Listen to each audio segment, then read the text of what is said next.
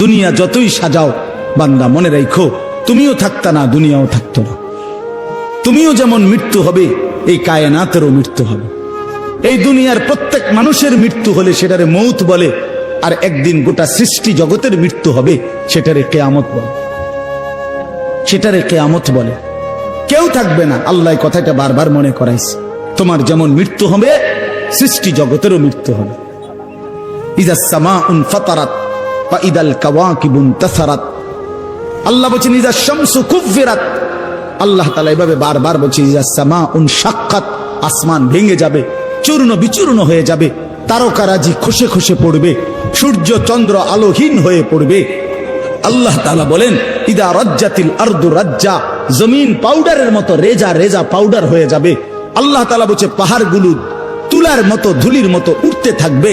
আল্লাহ বলছে বান্দা একদিন আমি গোটা কায়নাত আমি শেষ করে দেব, আমার সংসার আমি গুছায় ফেলবো, আমার এই কায়নাত আমি আল্লাহ তাআলা ইসরাফিলের সিঙ্গার ফু দিলে আমি আল্লাহ তাআলা গুটিয়ে ফেলবো। এই কথাটাই আপনাদের সামনে এখানে আমি শুনাইতে চাই, এই অল্প একটু শুনে। আল্লাহ তাআলা এখানে এই কথাটাই তুলে ধরছেন কোরআনের বহু সূরায়, যে বান্দা এই সৃষ্টি জগৎ একদিন থাকবে না, কিয়ামত হবে, একদিন ইসরাফিল ফু দিবে। ইসরাফিল যেদিন ফু দিবে, কোরআনে এই বর্ণনাটা দুই ভাবে আছে। একটা হলো ইসরাফিল প্রথমবার ফু দিবে, আরেকটা হলো ইসরাফিল দ্বিতীয়বার ফু দিবে। ইসরাফিল মোট দুইবার ফু দিবে। প্রথমবার ফু দিলে জমিনের মধ্যে ভূমিকম্প শুরু হবে। আল্লাহ বলেন এই ভূমিকম্পটা গোটা পৃথিবী একসাথে, আমার সৃষ্টি পুরাটা একসাথে নড়বে। ইন্না জালজালাতাস সাআতি শাইউন আযীম।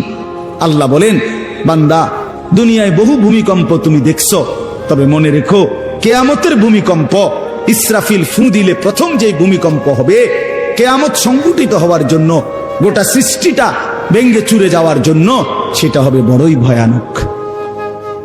সেটা বড়ই ভয়ানক। ইয়াউমা তারাউনাহা তাযহালু কুল্লু মুরদিআতিন আম্মা আরদাআত। কোরআন শরীফে আছে এই প্রথম ভূমিকম্প যখন শুরু হবে জমিনে, ইসরাফিলের ফু শুরু হবে, সব কিছু যখন ভাঙতে শুরু করবে, আল্লাহ তাআলা বলেন যে মা তার দুধের বাচ্চা কোলে দুধ খাওয়াচ্ছিল, ওই মা সন্তানকে ছুঁড়ে ফেলে দিয়ে পাগলের মতো ছুটতে থাকবে। ওয়াতাদাউ কুল্লু যাতি হামলিন হামলাহা, যে মায়ের পেটের বাচ্চা 10 মাস পূর্ণ হয়ে গেছে, এই আর ঘন্টা 2-4 ঘন্টা পরে বাচ্চাটা প্রসব হবে। আল্লাহর কসম, আল্লাহ কোরআনে বলছে সেই গর্ভধারিণী মা 10 মাস যে তার সন্তানকে গর্ভে লালন করেছে, ইসরাফিলের ফু দিলে জমিনের কম্পন যখন শুরু হবে, ভূমিকম্প, তখন এই গর্ভধারিণী মা এভাবে দৌড়বে, এভাবে ছুটবে, নিজের বাচ্চা নিজের থেকে খালাস হয়ে পড়ে যাবে, বা ফিরেও তাকাবে। ও তারা নাসা সুকারা, আল্লাহ বলে সমস্ত মানুষগুলো বাতালের মতো দৌড়তে থাকবে। এইভাবে সব কিছু কাঁপতে কাঁপতে সব কিছু কিছু দূর গিয়া গিয়া ভাঙ্গা ভাঙ্গা পড়বে, মুখ থুবড়ে পড়বে।